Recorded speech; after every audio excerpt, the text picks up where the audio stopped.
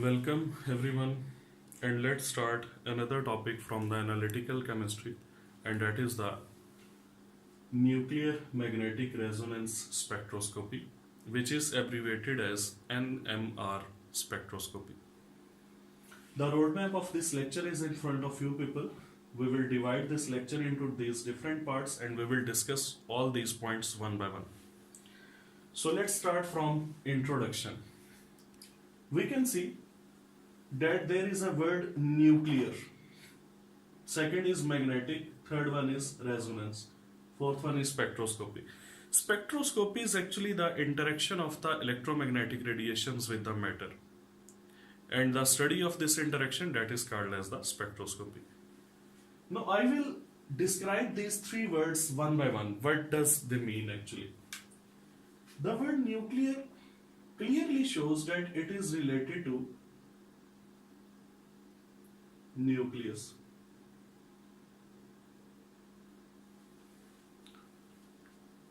What is a nucleus? A nucleus is a region where we can find the protons and neutrons.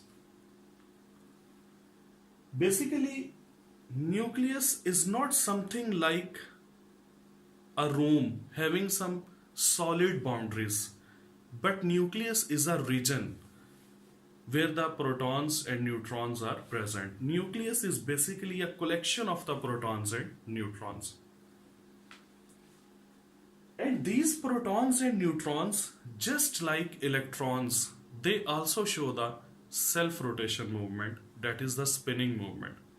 So when protons and neutrons are spinning, that is actually nucleus, collection of protons and neutrons. When proton and neutron are spinning, we will say that the nucleus is spinning, and we will call it as the nuclear spin. Now, there are some nuclei that have some net nuclear spin, but there are other nuclei having no net nuclear spin. So let us divide the nuclei into two categories. One are those nuclei in which we see even combination. Even combination means even number of protons and even number of neutrons. When we have even number of protons, they are all paired. When we have even number of neutrons, they are also paired. So when the protons and neutrons are paired, they will be showing opposite spin. A pair of the proton shows opposite spin, and a pair of the neutron that also shows the opposite spin. So when they will be showing opposite spin, I think so in this case the net nuclear spin will be equal to 0.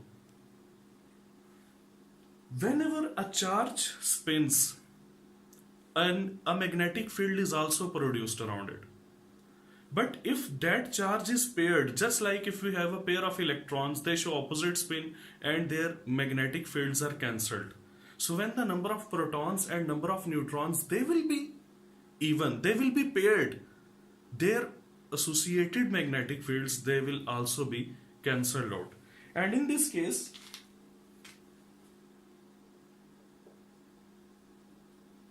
magnetic moment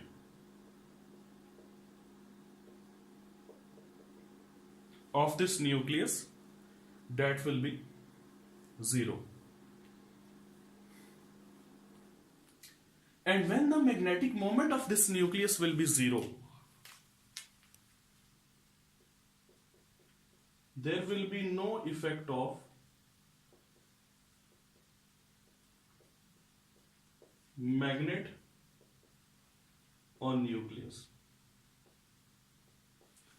In this case, if we take this nucleus near to a magnet, because this nucleus has no magnetic moment, it has no net magnetic field. So when we will place it near to a magnet, there will be no effect on that nucleus. And such kind of nuclei having these properties, they cannot be studied by using the NMR spectroscopy. They are called as NMR inactive or NMR silent nuclei. What are the examples? For example, carbon 612, oxygen 816.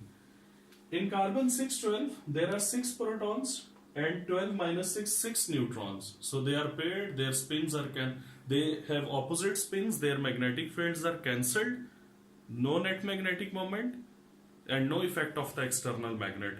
And those nuclei that do not show any response to the external magnet, they cannot be studied by using the NMR spectroscopy. So this nucleus is not eligible to be studied in NMR spectroscopy. Same is the case with oxygen having 8 number of protons and 8 number of neutrons. But there is a second category of the nuclei. That second category of the nuclei can be divided into 3 parts. Now what are those 3 parts? Number 1, those nuclei that have combination of even odd. Number 2, odd even. And number 3, odd odd. What does it mean? Even number of protons, odd number of neutrons. Odd number of protons, even number of neutrons, or odd number of protons and odd number of neutrons. Those particles that are even, their spins are opposite, their magnetic fields are cancelled.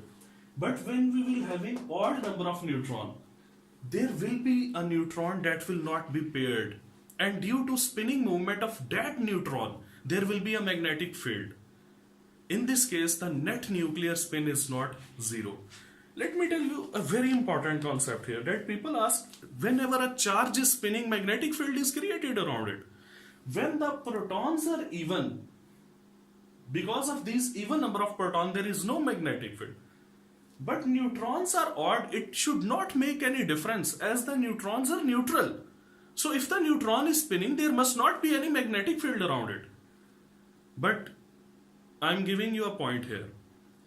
Neutrons are overall neutral, but nowadays we know that neutrons are made up of charged quarks. And due to those charged quarks, the neutron also shows magnetic field. It is overall neutral, just like an atom which is overall neutral, but it consists of charged particles. So neutron is overall neutral, but now we know by the quantum physics that neutrons are made up of charged quarks, and due to movement of those charged quarks, the neutron also shows its magnetic field. In this second case, neutrons are not playing any role in the creation of the magnetic field or in the nuclear spin, but the odd number of protons will play a role. And in the third, that is very important. In this case, number of protons and number of neutrons both are odd. So there will be a single proton or single neutron that will be unpaired. And due to those unpaired protons and neutrons, there will be net magnetic field. In all these cases, all these 3 cases, we can say that the net nuclear spin that is not equal to 0. When the net nuclear spin is not equal to 0, then due to these odd species, there will be some magnetic moment associated with them. So they have some magnetic moment that is not equal to 0. And when they will be having magnetic moment, It simply means that when these nuclei will be placed near a magnet, they will be affected by magnetic field. And when they will be affected by magnetic field, we will say that all these nuclei are NMR active. Because they are NMR active, so they can be studied by using the NMR spectroscopy. And let me give some examples in case of even protons or neutrons. In case of even protons and odd neutrons, we have example of C613. There are 6 protons, 7 neutrons, so even odd combination is obeyed. Odd even combination, in this I am giving you the example of fluorine 919. 9 protons that are odd, 10 neutrons that are even. In case of odd, I will give you example of deuterium, in which there is 1 proton, 1 neutron, so both are odd. These nuclei are NMR active. Let me give you some other examples of the NMR active nuclei, just like phosphorus 1531, it has odd number of protons, so it will also be included in this category. These are all nuclei which are NMR active, and they can be studied by using the NMR spectroscopy. But keep in mind that in this topic we will restrict ourselves towards H11. H11 is also called as proton. And now you will say that no, H11 is not called as proton, it is H positive which is called as proton. Then I will say that in this case we are only required to look at the nucleus, and because nucleus has only 1 proton, so H11 here, that will be called as proton. Because our focus will be totally on the simplest nucleus, that's why the spectroscopy that we are going to discuss, that will be the proton NMR spectroscopy or HNMR spectroscopy. I hope so that idea of these nuclei, that which nucleus can be studied by using the NMR. Final line, only those nuclei are subjected to NMR that are affected by some external magnetic field, and those nuclei will be affected by external magnetic field that will be having some net nuclear spin, net magnetic moment, and it is only possible when any of the single particle or both particles in the nucleus, they will be in odd number. In introduction, I will also like to mention another point.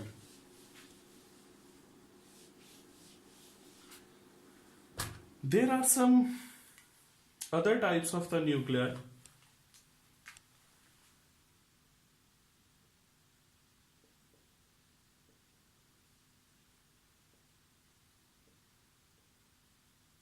that are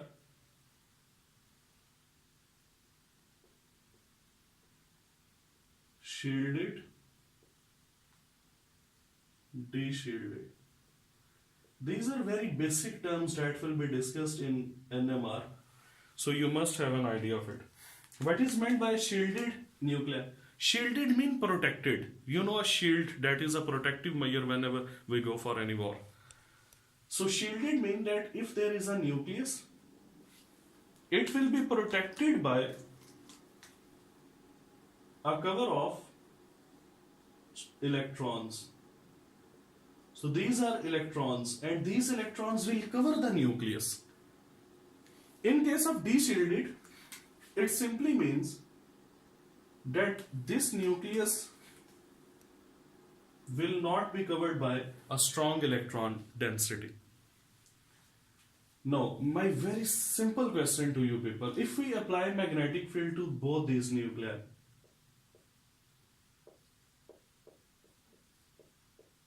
if we place both these nuclei near to the magnet, which nucleus will be more affected? Shielded or deshielded? I think so that is very simple. That the more effect will be on the deshielded nucleus. Because this is the nucleus which is not protected by any shield. So if you will apply some magnetic field, that magnetic field will affect this shielded nuclei more as compared to this deshielded nuclei more as compared to this shielded nuclei. So now in introduction, what is required to keep in mind? You are required to keep in mind what are NMR active nuclei or inactive nuclei, what are the shielded nuclei, deshielded nuclei, and which nucleus will be affected more by using a external magnet. Now all those nuclei which are NMR active, because their net nuclear spin is not equal to 0, they have some magnetic moment, so those nuclei will behave like a tiny magnet. Only those that are NMR active.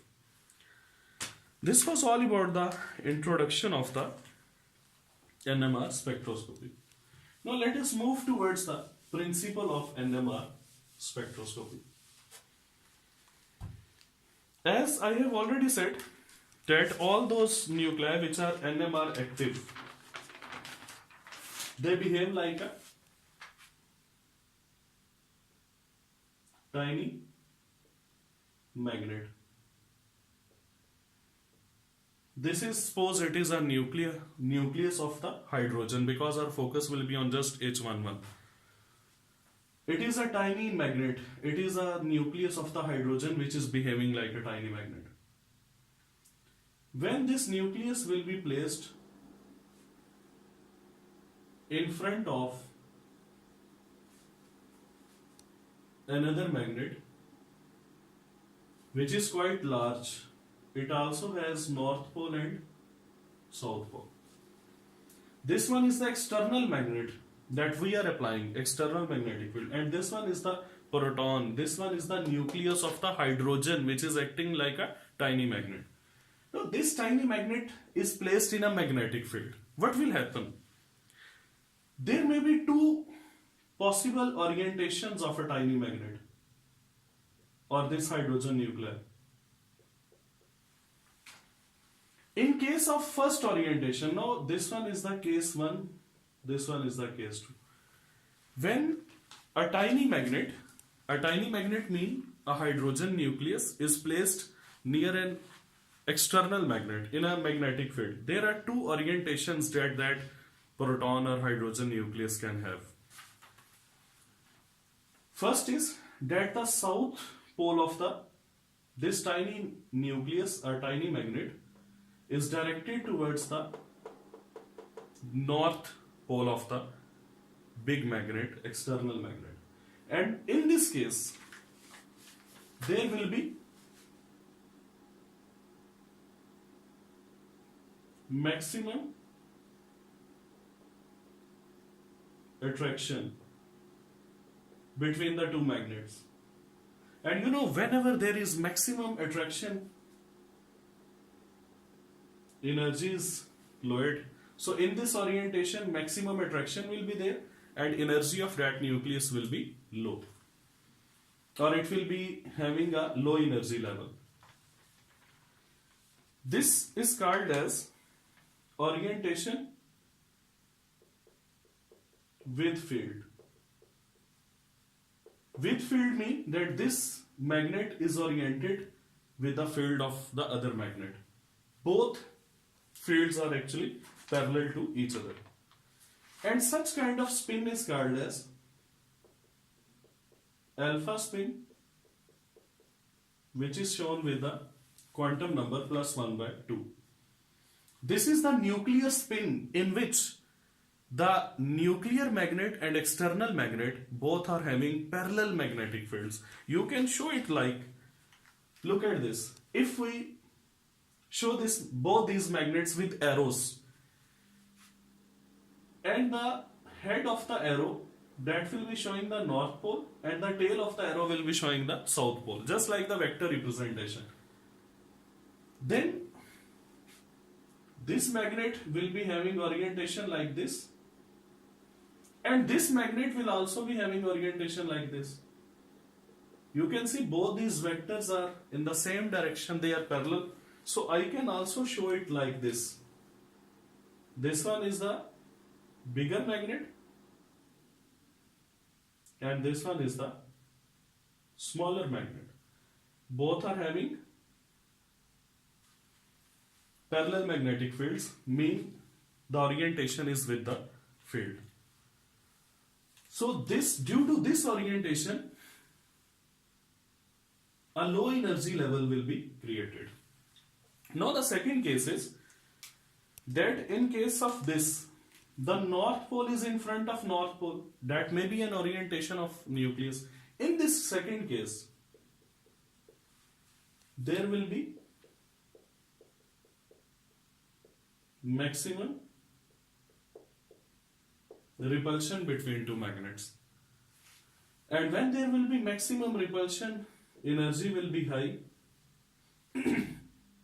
We call this orientation as opposite or against to the field.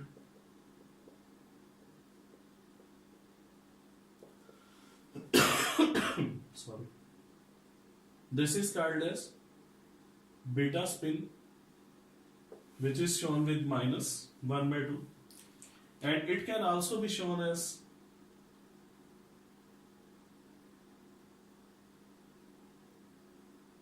like this. So due to this orientation, a high energy level is created. This one is the low energy level due to alpha spin, and this one is the high energy level due to beta spin of the nuclei. Now between this alpha and beta spin, high and low energy, there is an energy gap.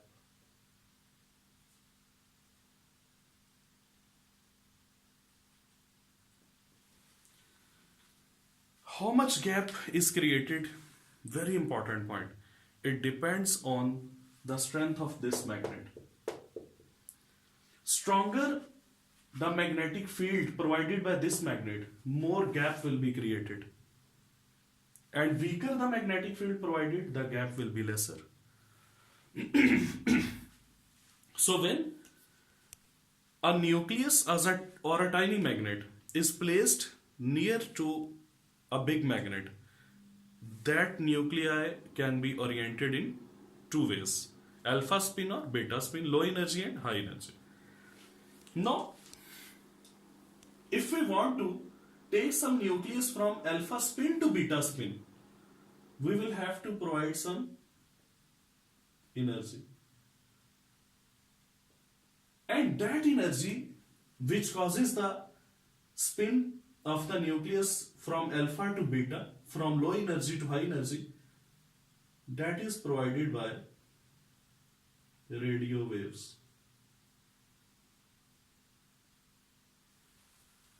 When we will provide radio waves, the orientation will be changed.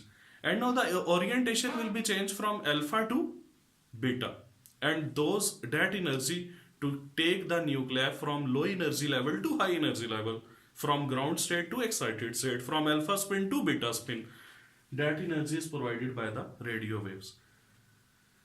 Some of the energy will be absorbed, and that absorbed energy will be recorded by the recorder in the form of signals, and those signals will be important to study the structure of the molecule. But this one is the principle of the Nmr spectroscopy. Now suppose this external magnet is not there, there will be no orientations of the nuclei. When there will be no orientations of the nuclei, no energy gap, no Nmr spectroscopy. Now you must be very clear about it that nuclear world was related to the nuclei, mean nuclear magnets. This magnetic shows that we will have to apply this external magnetic field. In the absence of external magnetic field, the even nuclear concept is also diminished.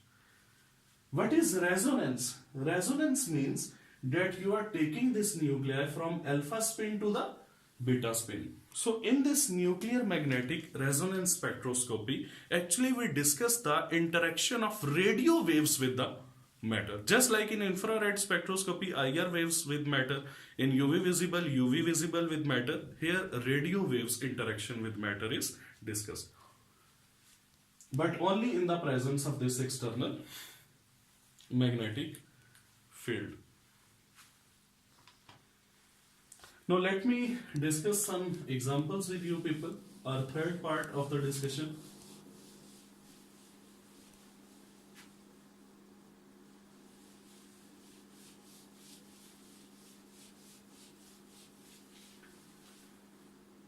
I can also say that the principle of the NMR spectroscopy is basically the nuclear transition, nuclear excitation. So that is also the principle of the NMR spectroscopy. Now let's move towards the third, that is examples. Before discussing any example, I want to discuss a very important point with you people, that there is a compound which is called as TMS,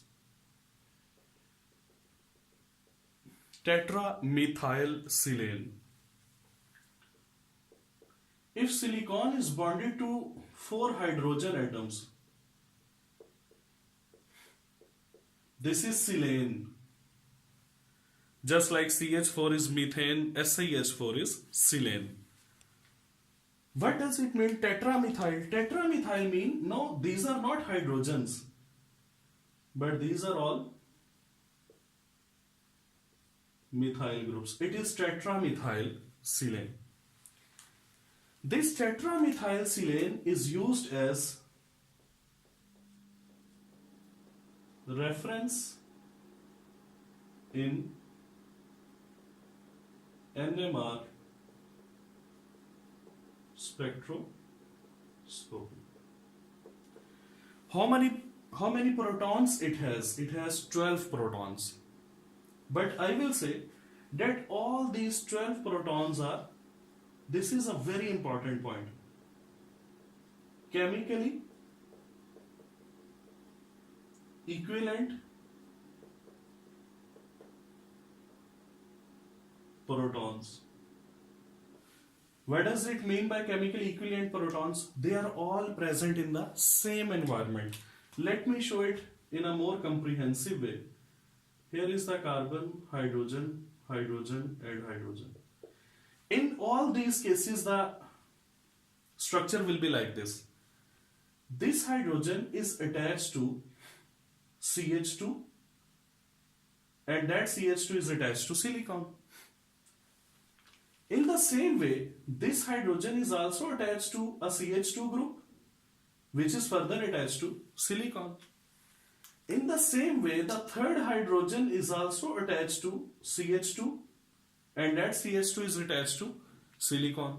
So all these hydrogens are present in the same environment, and all those protons are nuclei which are present in the same environment. They are chemically equivalent nuclei or chemically equivalent protons.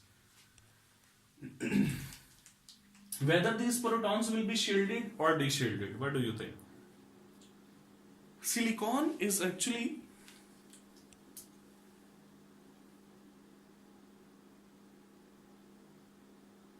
a metalloid. Metalloid mean metal-like. If it is a metalloid, it is metal-like. The metals are, I think so, electropositive. And those elements which are electropositive, they do not take electrons, but they actually give electrons. So this silicon will not take electron from carbon because it is metal-like, and it is not the property of metals to take electron. Property of metal is to give electron. So this silicon will be giving electrons to carbons. And when the electrons will be shifted in this way to this carbon will move electrons towards the hydrogen. Then what will be the case of the hydrogens? I think so, if I take this single proton, this one is the nucleus, and it will be having somewhat dense electronic load. Why dense electronic load? Because silicon is giving electron to carbon, carbon is again giving electron to hydrogen, so hydrogen will be somewhat rich in electrons, and the nucleus will be surrounded by a very relatively a thick electronic density. So I can say all these protons are basically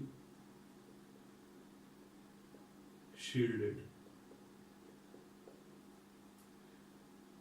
In TMS, all protons are highly shielded due to the metallic, somewhat metallic nature of the silicon. Now, suppose that we are studying a sample and the TMS is taken as reference. Why it is taken as reference? Because in this all protons are chemically equivalent. And keep one thing in your mind.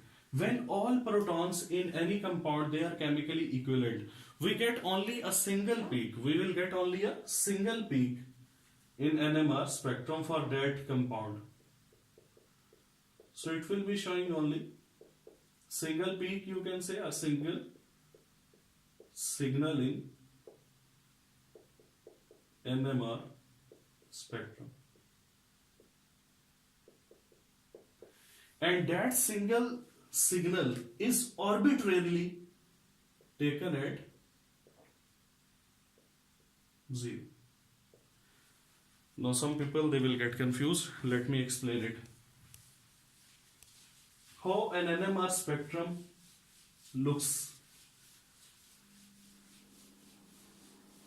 Suppose that we are studying a sample and our sample is, I will take a simple example,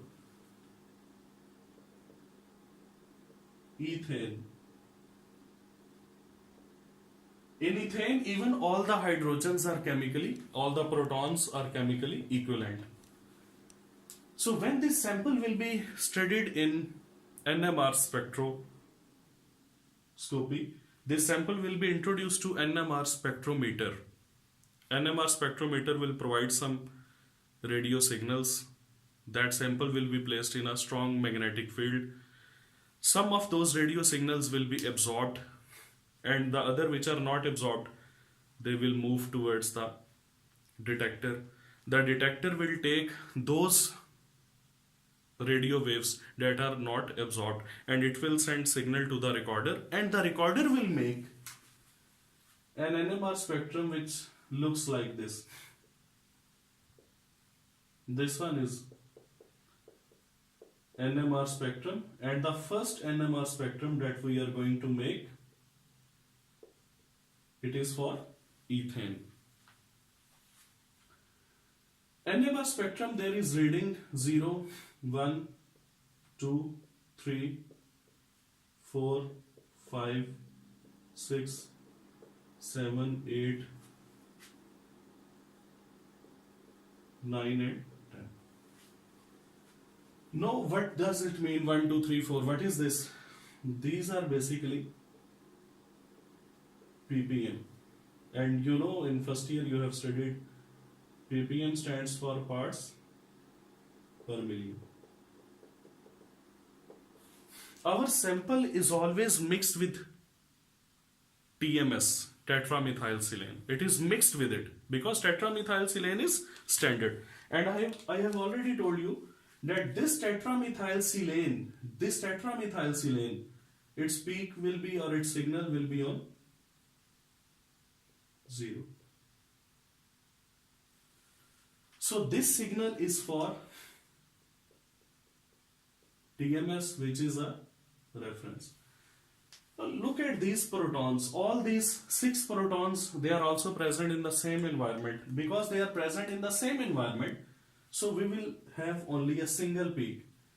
I am just giving you example that suppose that its signal is, or its peak is on 3.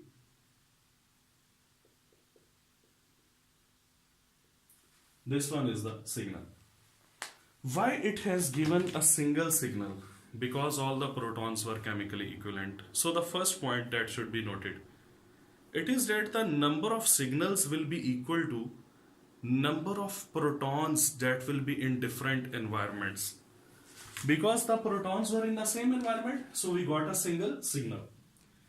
Why this signal is here at this side? Because these protons are somewhat de-shielded as compared to those of the protons of the TMS. Because in this case the carbon is attached and that carbon is more electronegative as compared to proton, hydrogen. It will attract some electrons, and when it will attract electrons from hydrogen, it will be de-shielded. When it will be de-shielded, I have mentioned it in the introduction of NMR spectroscopy a few moments before, that when the nucleus is de-shielded, there is no cover around the nucleus, it will feel more magnetic field. And when it will feel more magnetic field, that energy gap will be increased, because greater the strength of magnetic field, more is the energy gap. When that energy gap will be increased, this proton will require more energy for the nuclear transition, for the alpha spin to beta spin. And when it will require more energy, it will be shifted away from TMS. The greater de-shielded proton is, it will be even away from the TMS. So it means whenever we will be moving in this direction from TMS, we will find those protons that will be highly de-shielded. They will be feeling more magnetic field. When they will be feeling more magnetic field, greater will be the energy gap, and stronger radio waves or greater energy will be required for the transition of those protons or those nuclei. So a single peak we have got. Now let me change this molecule slightly. Now my sample is not ethane, it is ethyl chloride. In case of ethyl chloride, it is very clear to you that now these three protons, they are having different chemical environment, and these two protons, they are having somewhat different chemical environment. And the different chemical environment of these protons is created due to this chlorine. It means we have two types of the protons. If we have two types of the protons which are present in different chemical environment, the number of signals will also be 2. This chlorine is highly electronegative. Because it is highly electronegative, it will attract electrons from this CH2 group. And when it will attract electron, obviously the proton will become de-shielded. When the proton will become de-shielded, suppose that the peak due to this proton, that is at 4 ppm. But as far as these protons are concerned, these three protons, because the effect of chlorine, the electronegative effect of chlorine, that will be very poor here. So these hydrogen have their electrons. Their electrons are not attracted by some highly electronegative atom. When they will be having electrons, it means these will be shielded. I can say they are shielded or they are less de-shielded.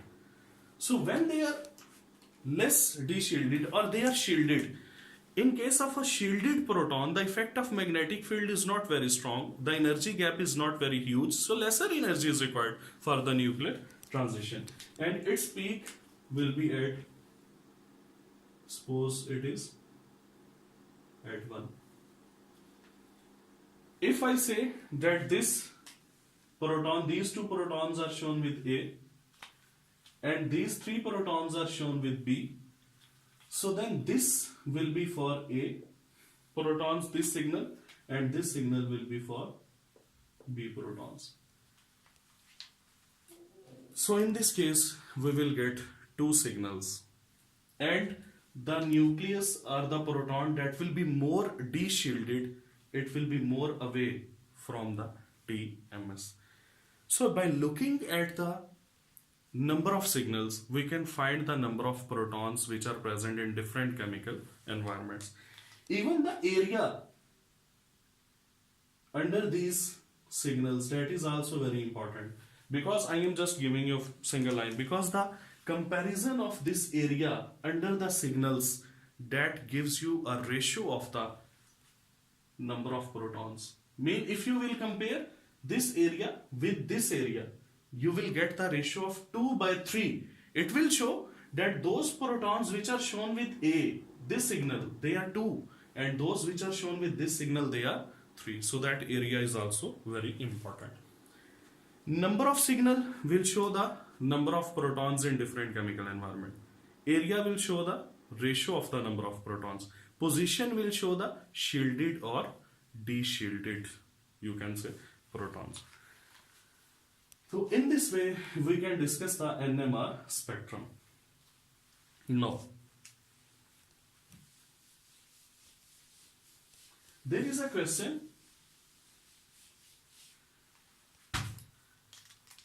After examples, I will discuss what is chemical shift.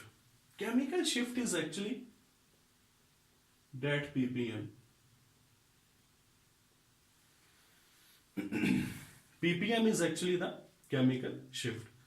Now, how this chemical shift is calculated? If we want to define the chemical shift, we will define it that it is actually the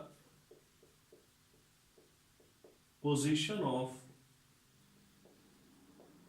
signal from reference. That is actually the chemical shift. Chemical shift is shown with the symbol del, and it is calculated in ppm. Now, what is this ppm? This ppm is actually equal to frequency absorbed by organic compound minus frequency absorbed by TMS divided by power of NMR machine or NMR spectrometer multiplied by 10 raised to power 6. This is the formula to calculate the chemical shift. Now, what is this basically? Let me first of all tell you what is meant by the power of NMR. When you will be working in the lab, you will find NMR spectrophotometers or NMR machines with different powers. Those powers will actually show how stronger magnet they have, how much stronger magnet they have. Like in usual practice, we find from 20 megahertz to 100 megahertz. Now, what is this megahertz? Megahertz is the power of that magnet which is in this NMR machine, which will provide external magnetic field. In practice, we have 20 megahertz to 100 megahertz. Suppose that we are studying the ethyl chloride. Or suppose we are studying the methyl fluoride.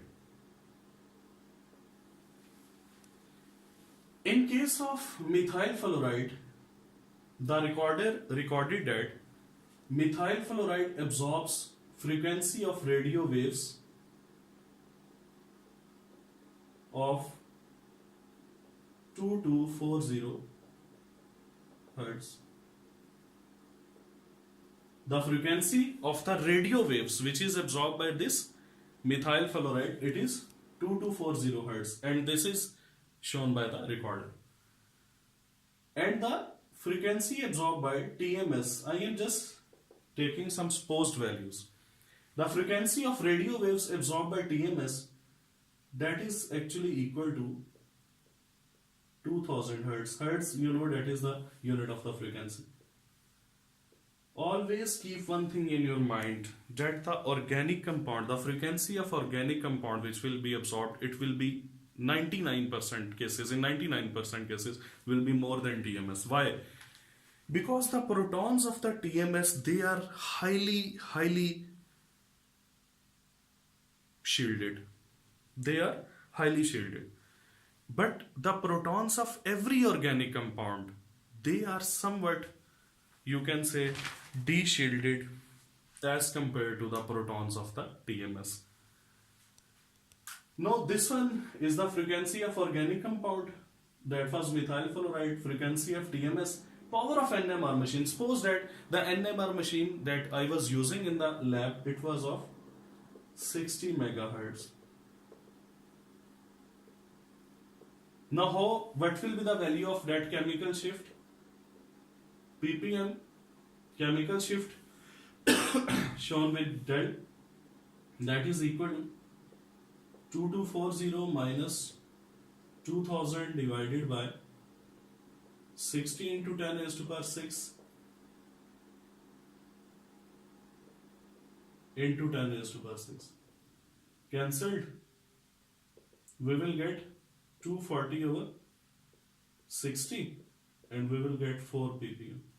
It means that the peak of this methyl fluoride, the TMS will be at 0. This is 1, 2, 3 and 4. This is TMS, or this one is the signal of the TMS. Then the signal of the proton of the methyl fluoride will be at 4. And that position of organic compound with reference to the TMS, that is called as its chemical shift. Chemical shift means how much away it is shifted from the standard, and the standard is TMS. In this way, we calculate the chemical shift of any proton, any nucleus which is present in the organic compound. Now next one is the NMR spectrometer. I will draw a very rough diagram in front of you people of NMR spectrometer.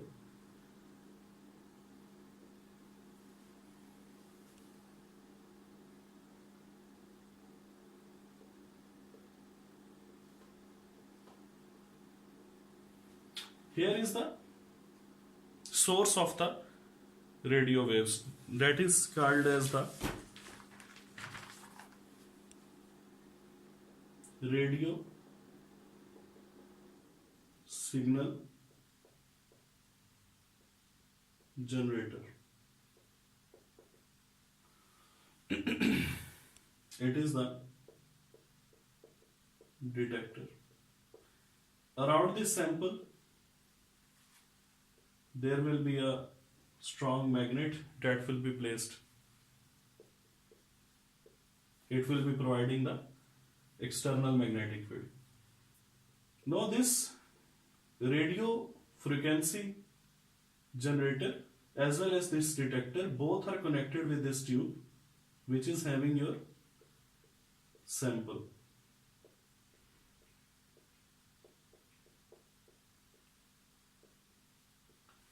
And the sample is mixed with TMS, which is the standard. So both are connected to it. Now this detector will be connected to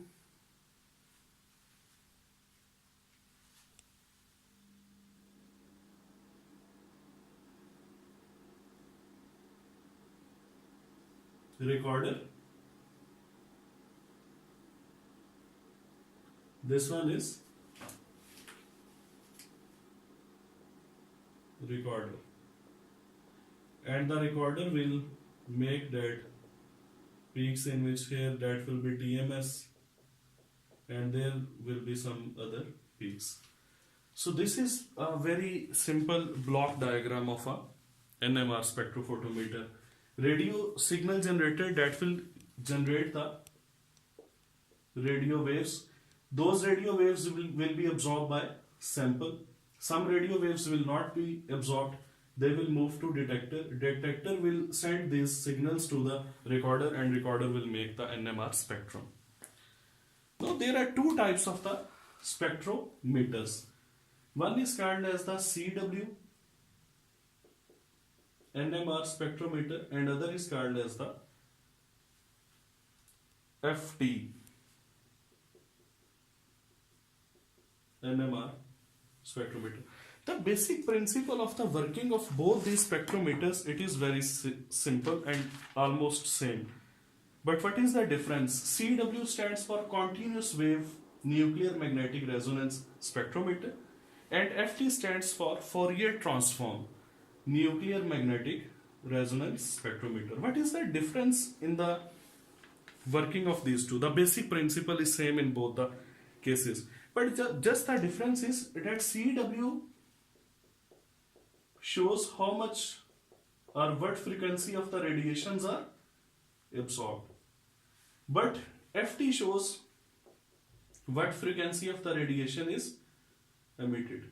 There is a very simple concept that when we cause the nuclear excitation, the nuclei move from alpha spin to beta spin, then they absorb some energy. The CW NMR basically works with that absorbed energy, and it will draw the NMR spectrum in a different way depending upon the frequency of the radio waves that are absorbed. But in case of FT NMR, when the nuclei are excited from alpha spin to beta spin, they have taken some energy in the form of radio waves.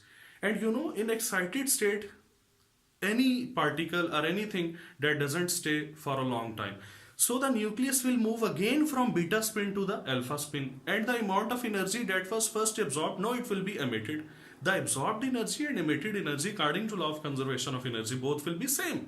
But the difference is it will give you information about that absorbed radio waves, and it will give information to you people about that emitted radio waves. But the basic principle of the working of these two spectrometers, that will be same. Now moving towards the next part, what are the applications of NMR spectrum? There are so many applications of the NMR spectrometer that are beyond the scope of this lecture. All applications cannot be discussed, but I will discuss some of the applications with you people. Like first one is, it is used in the pharmaceutical,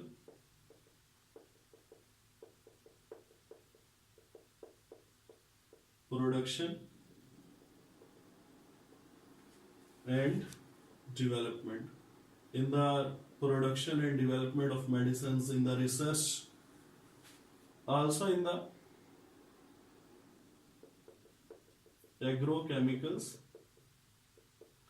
production and development. Then in the study of the reaction kinetics. Then in the study of the mixtures. Then it is also used in study of the polymers in polymer industry. These are some main applications of the NMR spectroscopy.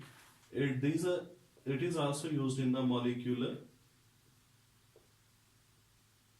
characterization. So these are some main applications of the NMR spectroscopy that you must keep in your mind. At the last, what are the merits and demerits of NMR spectroscopy? So merits and demerits. First of all, let us discuss the merits. First merit is that sample preparation is simple and minimal. Minimal means it doesn't require much steps. Sample will be prepared in a very simple way. Second, it is non-destructive. Non-destructive means it will not destroy the sample which is under observation or under study. Third one, very important, it provides you some atomic view even at the nuclear level, and such kind of atomic view at the nuclear level that is not provided by any other technique. So it is very important. These are three important merits of the NMR spectroscopy. What are the demerits? Demerit is it requires relatively large amount of sample to be analyzed, relatively, as compared to other modern techniques like mass spectrometry or others. Second, only those nuclei can be discussed that are NMR active, and all those nuclei which are NMR silent, they cannot be discussed by using this technique. Then third, maintenance of NMR machine